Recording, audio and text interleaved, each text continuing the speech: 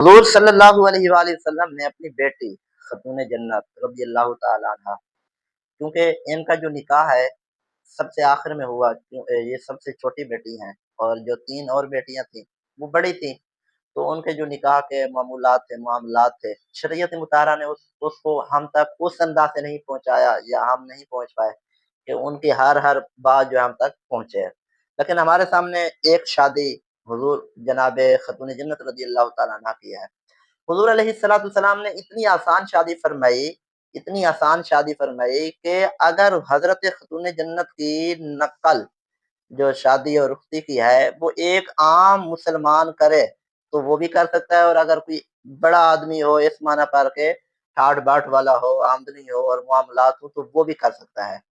حضور علیہ السلام نے ایسا اسی لیے ہی فرمایا کہ تاکہ میری بیٹی کی جو شادی ہوئی، حضرت مولا علی رضی اللہ عنہ کی شادی ہوئی، اس شادی کو میرے امت، میرے ماننے والے آئیڈیل بنائیں، رول ماڈل بنائیں، اور اسی کے مطابق اسی طرح شادیاں کریں۔ تو حضور علیہ السلام نے اپنی بیٹی کی شادی سادگی سے فرمائی،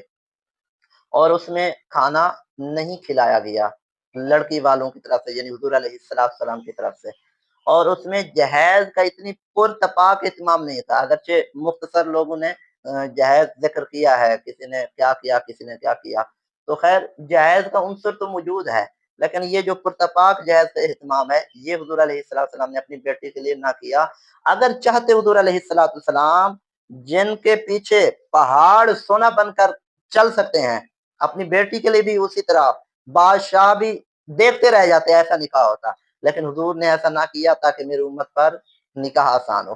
اگر چاہتے حضور علیہ السلام تو چندہ فرما کر بھی اپنی بیٹی کا نکاح فرما سکتے تھے، اور یہ چندہ کرنا حضور کے لیے عیب بھی نہیں تھا، کیونکہ صحابہ کرام تو اپنی جانیں نشاور کرنے کو تیار تھے، تو ان کے لیے پیسہ دینا کیا بات تھی۔ اکیلے حضرت عثمان غنی رضی اللہ تعالیٰ عنہ ایک ہزار جو ہے وہ اشرفیاں غزووں کے لیے دیتے رہے۔ حضرت ابوبکر صدیق اپنا پورا مال حضور کی بارگاہ میں بکھیر دیتے، اور حضرت جناب عمر پاک رضی اللہ تعالیٰ عنہ اپنا مال لے کر آتے، کبھی آدھا، کبھی یہ سے کام، کبھی زیادہ۔ تو صحابہ کرام تو حضور کے اشارے پہ چلنے والے تھے،